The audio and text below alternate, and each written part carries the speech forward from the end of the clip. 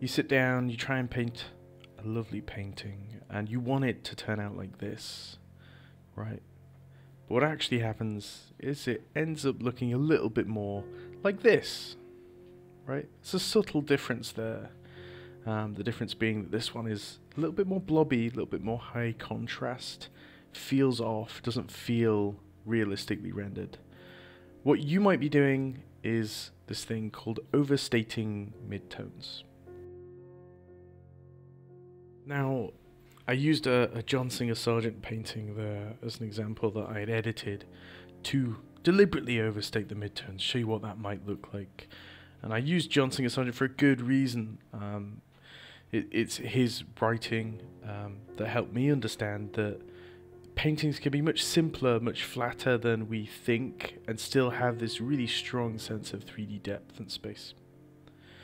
So this is me painting over an example from the Patreon Discord server, submitted by Ratglyph, and he's doing this exact thing that we're warning against. He's overstating those midtones. So on the left, in the original, we're sort of splitting the image into 3 separate value groups: black, mid-grey, and white.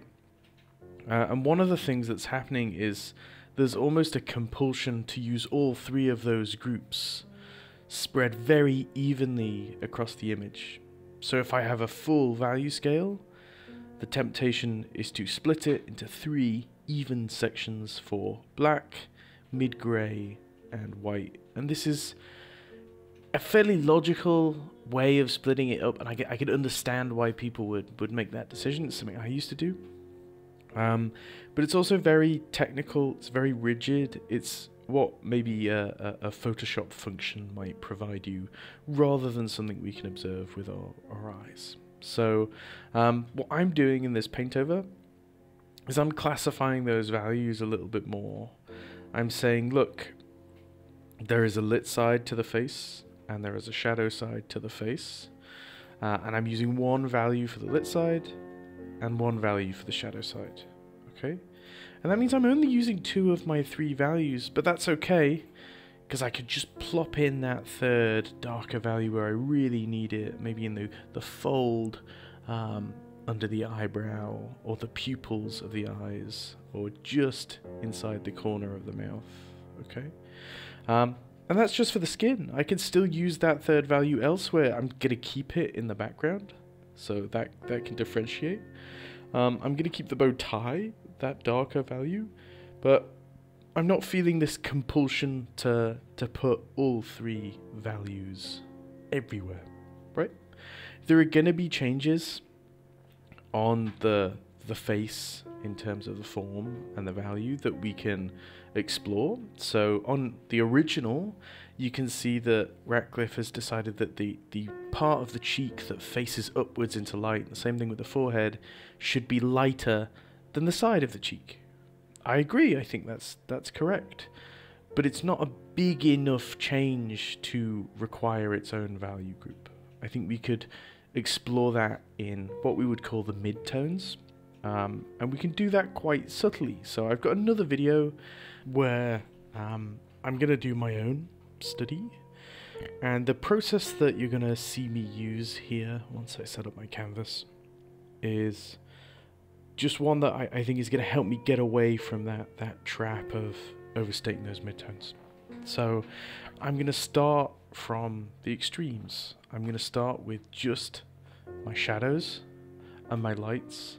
I'm not going to try and put too much information into either of those groups. And that's what we're talking about, really. So when we're making decisions about which values we want to keep, which values we want to get rid of, how much contrast we want, we're talking about how much light is filling these areas. And when we talk about how much light is filling these areas, what we're really talking about is how much information is reaching our eyes. So if there's more light somewhere, it's lighting up, all that light is reflecting off of the object back towards us, and we receive more visual information about, you know, whether or not a plane is facing directly forward, to the side, on a slight angle, that kind of a thing. So you can see that already one of the first decisions I've made is I've just blocked in that big shadow group on the left, right? And then I'm treating again the hair as another block of tone. I'm not worrying about a lot of the plane changes that are occurring on the lit side of the face or the shadow side of the face. They're just two flat shapes to begin with. If you can get your image to read as these two flat shapes, then you're onto something. You're doing well, right? You're sort of... It's more of a drawing problem, really, that you're able to draw flat shapes that represent a 3D form with some kind of success. So you can see its face, you can see which direction it's turned in. I don't need all of that information in the midtones to do that. So I'm almost finished categorizing what's in shadow, what's in light. Sped up by a factor of 3, and I'm taking my time with this again. I know how important it is. Notice that I'm putting in the nostril. I think that's quite an important dark shape, but I'm not actually putting in the side or the corner of the nose there, just that nostril itself. I'm still adjusting these big shapes before I think about midtones at all.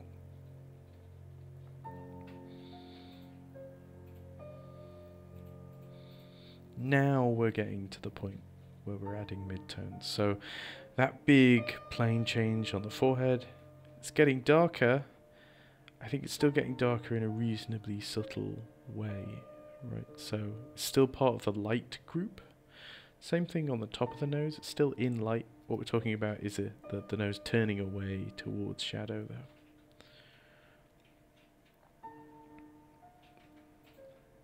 Notice that I'm also pretty comfortable having the background and the face and the shoulder form a single edge, right? There's not really much there to separate them, and that's okay.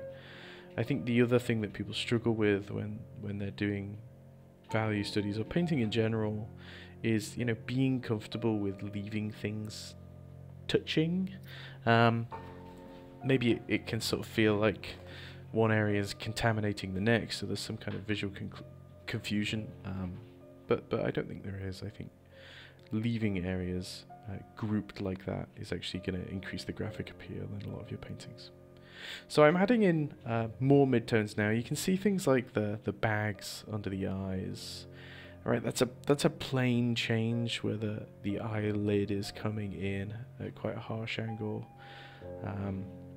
I'm going to describe maybe the corner of the nose here. In between the eyebrows, I've darkened it ever so slightly, right? Because that's another subtle plane change. The eyelid connecting with the eyebrow.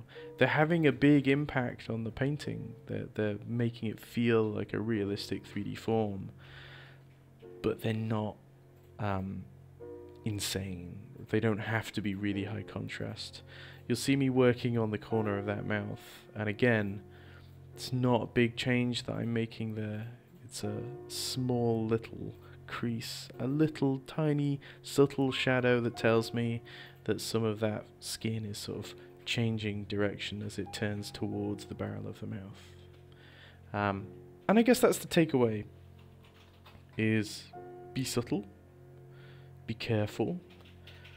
Painting is it's a really tricky thing, and for the longest time when I was painting and learning how to paint, I had this sort of run and gun attitude, which was, oh god, I'm going to paint this really quick and I'm going to go to the extremes so fast, and I'm going to dance around in extreme dark or extreme light and describe all these plane changes with as much contrast as I can because it's efficient, fast.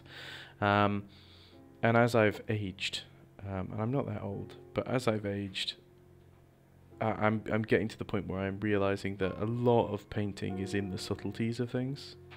It's dancing around tiny little percentage value changes, obviously after you've established your big shapes on the image, right? So here's that image that I was just painting, and here's the same image, except for I've taken the layer that I painted my midtones on and I've just duplicated it and put it on multiply. So I've increased those midtones artificially, and you can see again that it begins to feel a bit too lumpy or artificial, right? Now we can look at other John Singer Sargent paintings, or any great painters really, and you can see that this quality is carried through, that they're actually a lot more comfortable leaving things flat than maybe you or I are. So next time you are painting something, consider, can you leave an area flat? I think there's a great value to simplicity. Now that simplicity comes with a caveat. I think the more simple you paint, the more precisely you have to paint.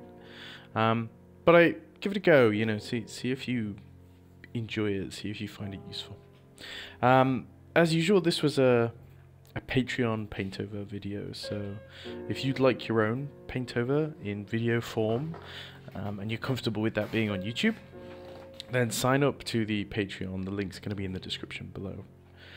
I'm also going to be streaming again. It's something I wanted to get back into for a while. Now those streams are probably going to be in the very early morning British time, so about 6:30 AM onwards. But I might do some evening ones. Just let me know in the comments, you know, if there is a preferred hour for me to stream, or if there's a preferred kind of thing that you'd like to see me paint. Just studies, my own personal work, concept art, you know, design work, anything like that. Let me know. If you have any other ideas for videos as well, do let me know. I have a bit more free time coming up, so I should be able to make more of these. Okay, well, have a good rest of your day, and go and do some painting.